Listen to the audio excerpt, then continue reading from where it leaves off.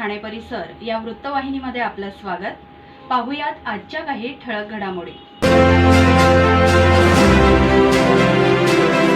या TDR घोटाळ्याचा इतिहास फार मोठा आहे. खरं तर मूळ डायाबाय कंपनीने फक्त 24 एकरची मागणी केली होती आणि उर्वरित जागा शासनाने घ्यावं असं लिखित स्वरूपात डायाबाय कंपनीने दिलं होतं. त्या 24 एकरवरनं वाद सुरू झाला. नंतर वेगवेगळे वाद होत गेले आणि खरा हा वाद डायाबाय विरुद्ध वन खातं असं होतं. आणि एकेकाळी सर्व निकाल हे डायाबायच्या विरोधात गेले होते. पण 2018 साली एक महान व्यक्ती MRT कोर्टात आले. त्यांचं नाव सुब्बाराव पाटील आणि ठाण्यातले एक प्रख्यात पॉवर ब्रोकर आहेत, ज्यांचं नाव मी घेऊ इच्छित नाही, पण जे ह्या जमिनीच्या व्यवहारात गुंतलेले आहेत आणि अनेक जमिनीच्या व्यवहारामध्ये ते गुंतलेले असतात. त्यांनी काय जादूची कांडी फिरवली माहित नाही, पण अनेक वर्ष म्हणजे जवळजवळ 60 वर्ष हा निकाल विरोधात जात असताना 2018 साली MRTने हा निकाल फिरवला. म्हणजे फक्त 24 एकर जमिनीची मागणी केलेली असताना पूर्ण जमीन तुम्ही डायाबाईला द्या असं सांगण्याचं धारिष्य सुब्बाराव पाटील यांनी केलं.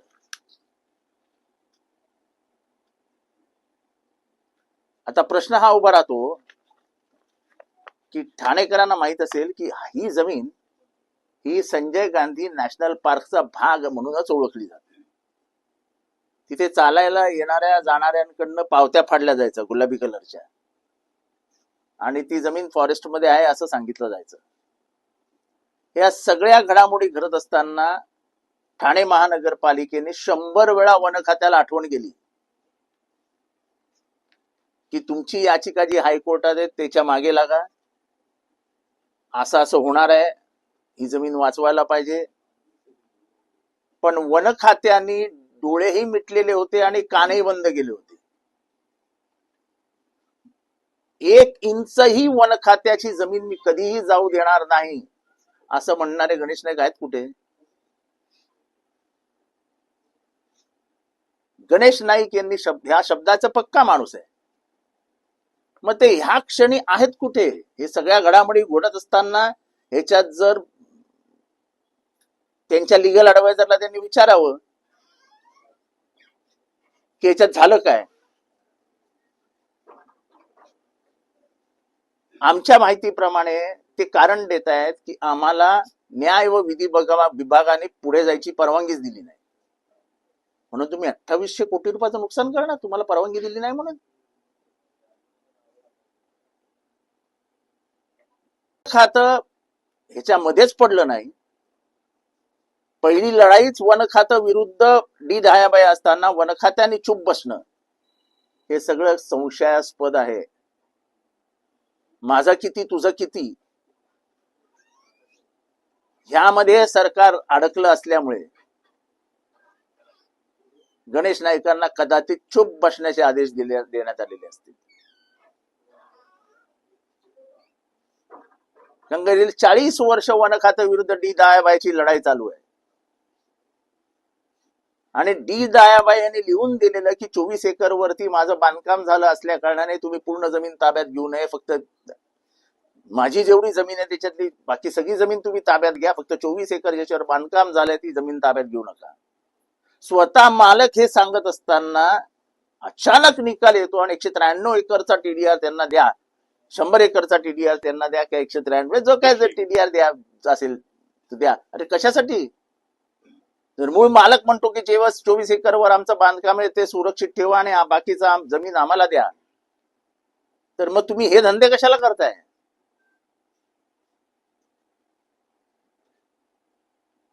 गणेश नाईकांवर दबाव आला की गणेश नाईक स्वतः चूप बसले.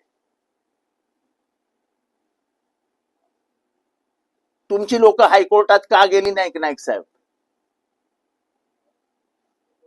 स्वच्छ प्रतिमा, स्वच्छ चारित्र्याचे, नेहमी ते ढोल बजवत असतात. 75 वर्षी फिट असलेल्या डोक्याने शरीराने फिट असलेले गणेश नाईक इथे थकल्यासारखे का दिसत आहेत? आमचा आरोप गणेश नाईकांवर नाही आहे, पण गणेश नाईकांनी डिपार्टमेंटला उद्याच्या उद्या बोलवावं आणि विचारावं तुम्ही हायकोर्टात का गेले नाही. उद्या जरी त्यांनी निर्णय घेतला आणि सुप्रीम कोर्टात गेले की आमचा आता उशीर झाला, 90 दिवस होऊन गेलेले, आमचा डिले कंडोन केला आणि आमचं म्हणणं ऐका, तरी सुप्रीम कोर्ट ऐकेल.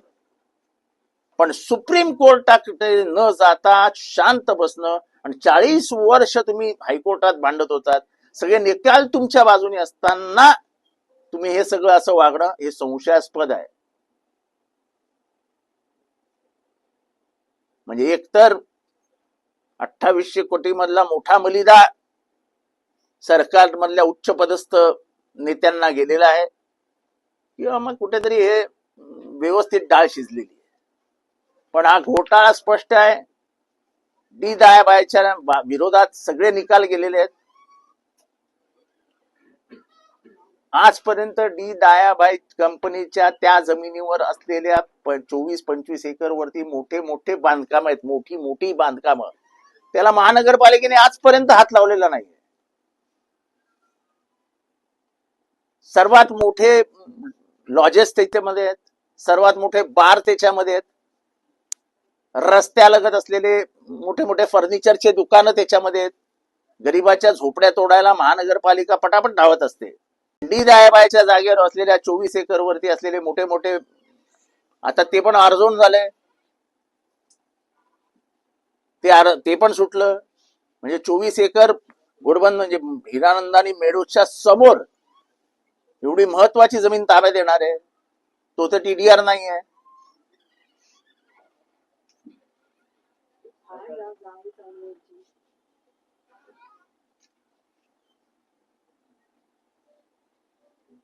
आणि याबाबत विस्तृत माहिती आम्ही तुम्हाला दिलेली आहे की ठाणे महानगरपालिकेचे आयुक्त स्वतः वन खात्याच्या मागे लागतात की तुम्ही कोर्टात जा, तुम्ही कोर्टात जा, तुम्ही आमच्या बरोबर कोर्टात या, आम्ही अडकलेलो आहोत.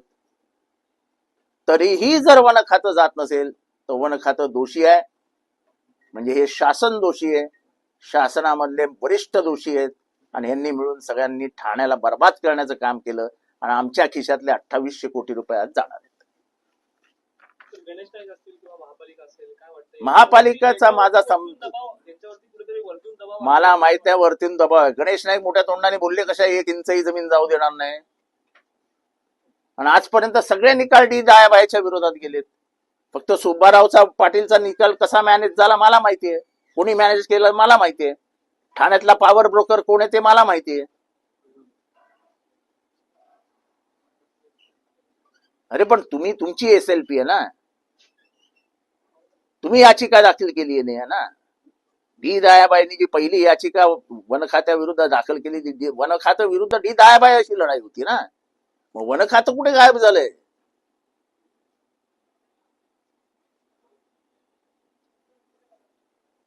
मुख्यमंत्र्यांनी ह्याच्यावरती तपास यंत्रणा लावावी आणि मुख्यमंत्र्यांनी जाहीर करावं की आम्ही 1 रुपयाचाही टीडीआर देऊ देणार नाही, आम्ही सर्वोच्च न्यायालयात जाऊ शासन म्हणून. महानगरपालिकेमध्ये जी कथित गोल्डन गँग सक्रिय असे म्हणतात, तीच गोल्डन गँगच्या पाठीशी असेल असं वाटतं. गोल्डन गँगचा हक्क आहेच याच्या मागे, कारण हा जो कथित ब्रोकर हा गोल्डन गँगचा मित्र आहे. त्यांना समोर आणणार नाही, तो समोर येणारच ना. तो गोल्डन गँग तो समोर येणारच. पण प्रश्न असा आहे की तुमची लढाई चालू असताना तुम्ही सर्वोच्च न्यायालयात गेलात का नाही? आता जमीन हातातोंडातनं पण जात असताना, तुमच्या हातातनं जात असताना तुम्ही जायला तयार नाही तिथे. पूर्ण डोंगर आहे, असा डोंगर आहे, तिथलं कुठलं मोठं उद्यान येणार आहे? आणि तो डोंगर ताब्यात घेणार ठाणे महानगरपालिका आणि 2800 कोटी रुपये देणार.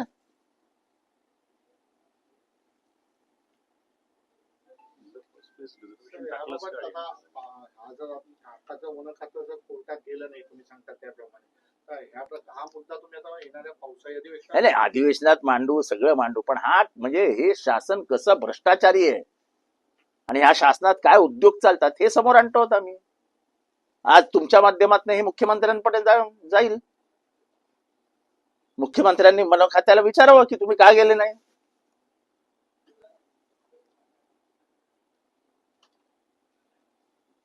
गणेश नाईक ज्या प्रकारे त्यांनी सांगितलेलं की वन खात्याची जमीन जाऊ, ते शांत काय त्यामागचा मग मी ते उघड प्रश्न विचारलाय ना. इको सेन्सिटिव्ह झोन असलेल्या एरियाला टीडीआर हा दिला जाऊ शकतो का? नाही, ते आता तेवढी माहिती माझ्याकडे नाहीये, पण 2016चा जो नियम आहे 245 मीटर उंचीचा डोंगर आहे त्याच्यावर, 245 मीटर उंचीचा.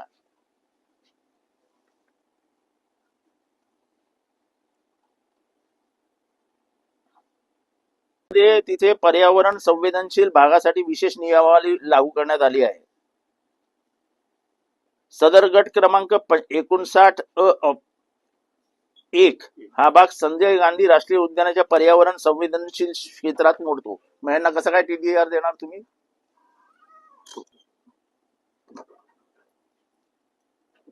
म्हणजे वन खात्याने काहीच भूमिका न घेतल्यामुळे हे सगळं घडतंय. एकीकडे भूमाफिया पालिकेच्या मालकी हक्काचे भूखंड राखतायत आणि पालिका त्या भूखंडाच्या मागे लागली आणि 28 करोड कोटी रुपयांची टीडीआर द्यायला तयार झाले. हे सेटिंग आहे की आदान प्रदानाचा कार्यक्रम आहे? 2800 कोटी रुपयाचा वाटा कसा होणार आहे त्याची माहिती घेऊया, मग तुम्हाला समजेल सेटिंग आहे का आदान प्रदान आहे. आता तुमची भूमिका काय असणार हे आहे? काय घेतली ना आम्ही जाहीर भूमिका, अजून काय भूमिका घ्यायची? एवढा पडदाफाड कोणी केला ह्याच्यात सगळी माहिती आहे या प्रेस नोट मध्ये. वन खातं याच्यानंतरही सुप्रीम कोर्टात जर गेलं नाही तर मग जनतेने जर विचार करावा की एवढं उघडपणाने सांगतायत की वन खातं गेलंच नाही. आता आम्ही तपासतो आहोत की आम्हाला इंडिव्हिज्युअल म्हणून एक आमदार म्हणून ठाण्याच्या नागरिकांचे हक्क वाचवण्यासाठी मला कोर्टात जाता येते का, हे मी एका वरिष्ठ वकिलाला विचारलंय. त्या जागेवरती मोठ्या प्रमाणात झाडे आहेत, ती झाडं बुलडोझर पोकलेट लावून कापली जात आहेत, छाटले जात आहेत आणि काही झाडं जाळली देखील आहेत. या संदर्भात या संबंधात महापालिकेने लक्ष घालावं.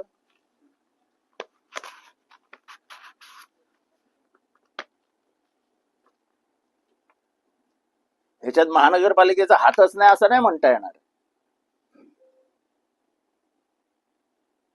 तुमचं रूप महापालिकेतील काही अधिकारी याच्यामध्ये अरे सरळ सामील आहेत. महापालिकेचे अधिकारी सामील आहेत, राजकीय नेते सामील आहेत आणि सर्वात मोठा वन खातं सामील आहे. मुख्यमंत्र्यांनी याच्यावर चौकशी लावावी. 2800 कोटी रुपये ठाणेकरांच्या खिशातले जात असताना ठाणेकर चुप बसतील असं वाटून घेऊ नका. ठाण्यात लूट चालू आहे. वाहतूक ऑपरेटरसाठी व्यावसायिक वाहने खरेदी करण्यासाठी सोपी आणि विश्वासार्ह कर्ज सुविधा. कर्ज मर्यादा 1 कोटी रुपयांपर्यंत, 5 वर्षांची परतफेडीची मुदत, आकर्षक व्याजदर. TJSB fleet term loan. TJSB सहकारी बैंक लिमिटेड. भरोसे का बैंक, भविष्य का बैंक.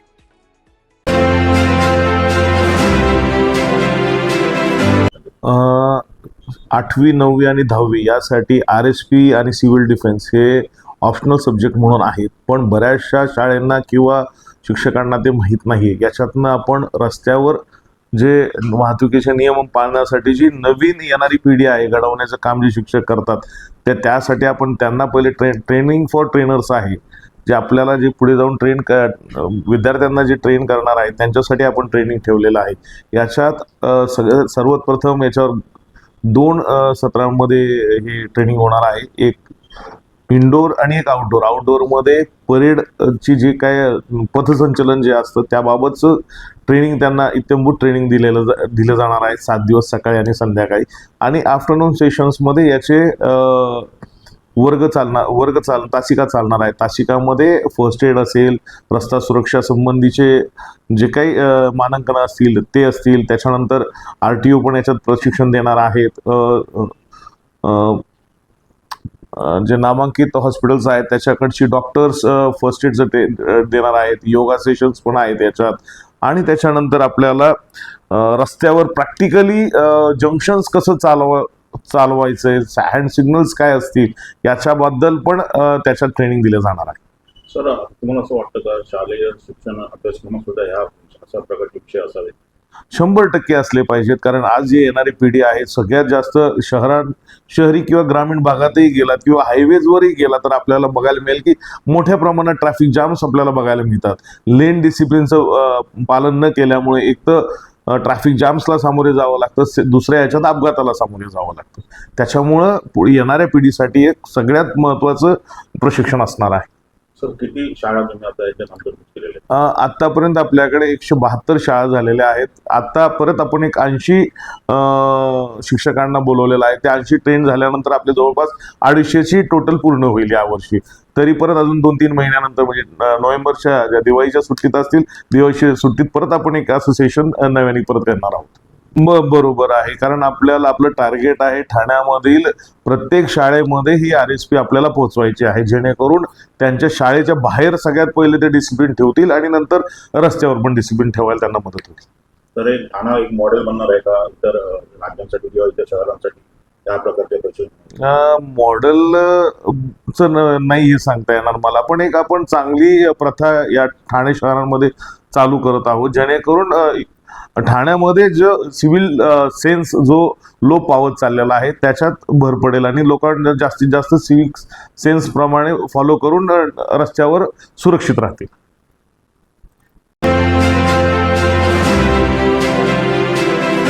नम्रता भोसले जाधव यांच्या वाढदिवसानिमित्त ज्येष्ठ नागरिकांसाठी देऊळ बंद 2 चित्रपटाचं मोफत स्क्रीनिंग. शिवसेनेच्या रणरागिणी नगरसेविका नम्रता भोसले जाधव यांच्या वाढदिवसाच्या पूर्वसंध्येला प्रभाग क्रमांक 19 मधील ज्येष्ठ नागरिकांसाठी देऊळ बंद 2 या चित्रपटाच्या मोफत स्क्रीनिंगचे आयोजन करण्यात आले.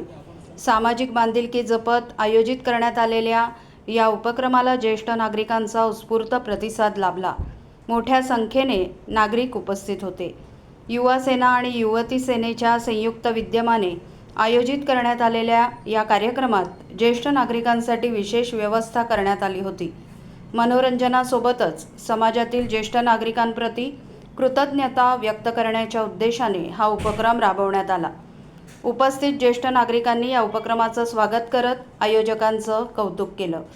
या कार्यक्रमाचं आयोजन कोपरी पाचपाखाडी विधानसभा युवा सेना समन्वयक सुशील बेनवाल, ठाणे लोकसभा युवा सेना समन्वयक रुपेश मिश्रा, कोपरी पाचपाखाडी विधानसभा कार्याध्यक्ष सोनू पाल तसेच युवा सेना व युवती सेनेचे पदाधिकारी यांनी केले होते.